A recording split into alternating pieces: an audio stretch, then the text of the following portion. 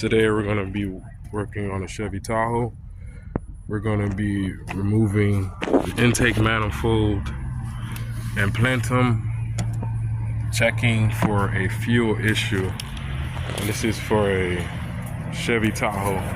The tools that we're going to be needing is 8mm with an extension and a 10mm with an extension and a flathead are the only 3 tools you need to complete the job.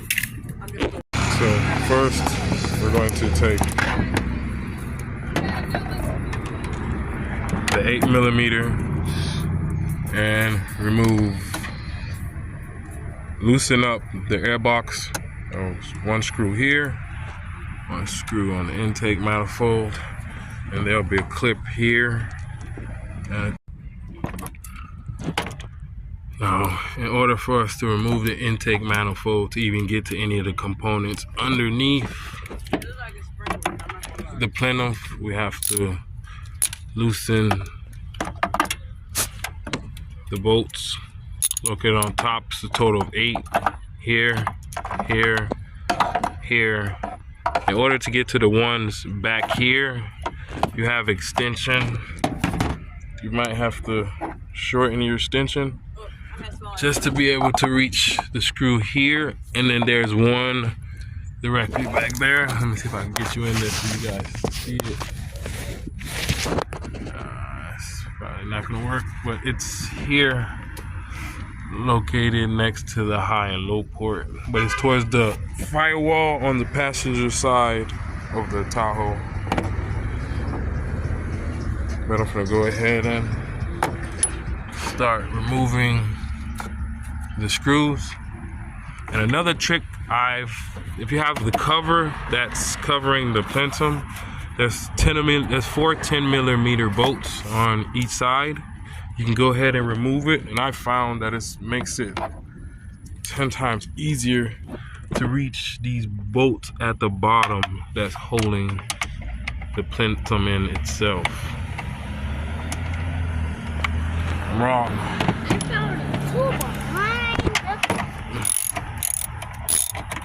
My bad. I tried to put the 8 socket on the 10.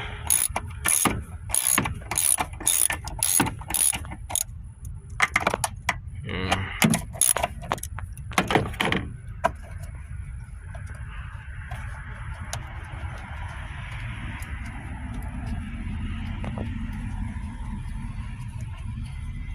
For these bolts, and now they set them up right up top. So I know right side is on the right side. I need a little more loosening. Chavez, you switch this short one, this long one with the short one. Found something behind the carpet. Good job. You can put it right there in the toolbox. With this bolt, you put it on the left side. Keep track. So right bolt, right side, left bolt, left side. There's 2 more located on the rear. What was that? But I have enough play here to where no, 5S. Okay. So after using the 10mm to loosen the bolts, let me see if I can get a better angle. Now that I have loosened the case, probably give you a better view. As you can see, this bolt that I'm twisting, let me zoom out. That's the bolt that's actually holding, and there's 8 of them that's holding the plenum and intake system in. So once they're unscrewed, you basically can lift the cover a little bit so you can get your hand in, and then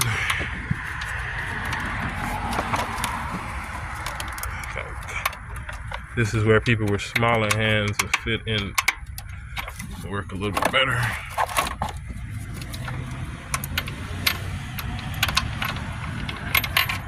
This is the bolt you're looking for. There's the hole. As you can see, there's more here, here, here. I went ahead and loosened them. It's also on the right side, here, there. And that's, once you remove those bolts, and then you're gonna have to remove this clip and this clip, but we'll get to there. Okay, once we have removed the bolts out of, okay, so we go ahead and same thing, we're gonna push and remove this tab. So it's the same thing, it's a push this button, push in and pull out to be remove this. We're gonna set it off to the side right here.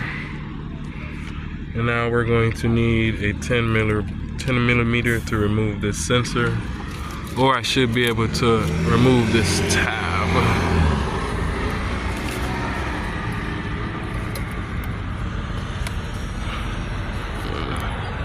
Yeah, I have a better bet removing this 10 millimeter bolt. So with everything disconnected from the intake and plenum, we should virtually be able to lift. I would say try to do this one hand. So virtually we'll be able to pull out the plenum, and you should see the intake manifold. So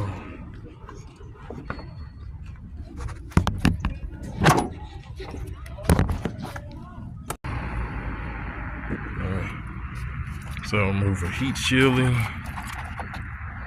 exposing the fuel system. All right, going over the fuel system. This was the part we removed. As you can see, it's on there. We're going to tighten it a little bit to give it, it's on there tight.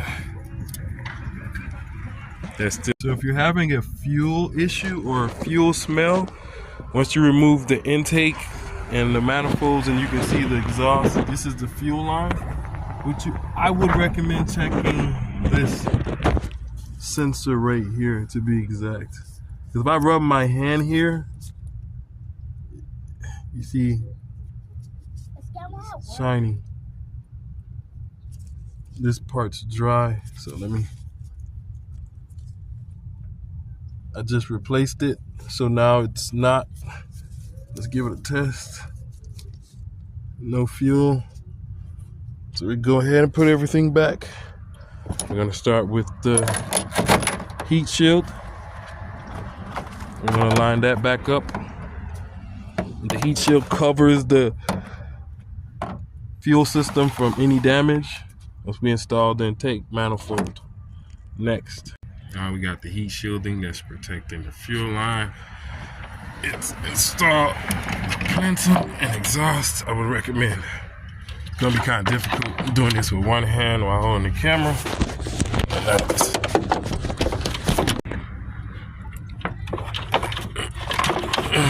Got it in there.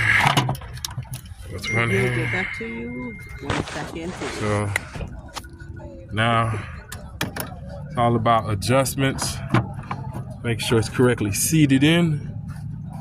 You want to make sure it's nice and secure before you start installing bolts. And what I would do, go in the star pattern when installing bolts, front to back, right to left, right rear to left front, just to make sure it's evenly set before I start tightening bolts all around. So I'm gonna go ahead and do that. We're gonna start with the first bolt. Make sure it's in. You might have to give it a wiggle so you can get it set. A few more adjustments. As you can see, it's in.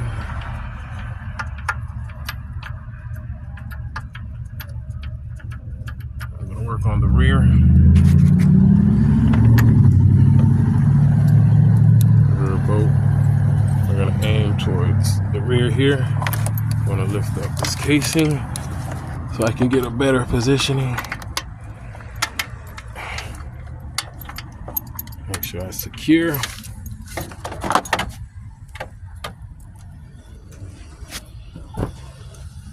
Work on the rear.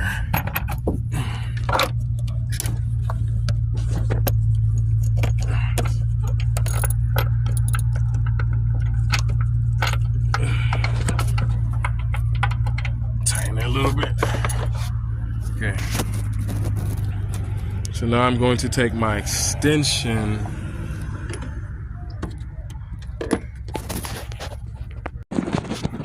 Now that the plenum's on, you want to make sure you have this clip back on, that clip back on.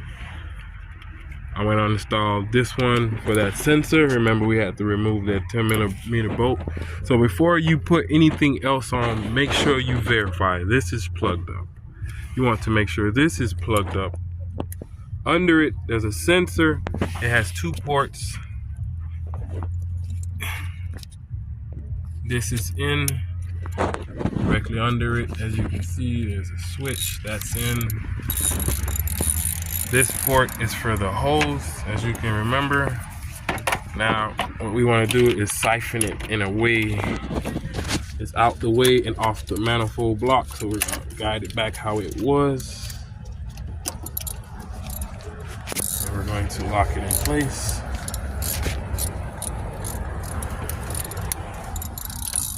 It's locked in place. Air is in. Now we can put these cover screws back on.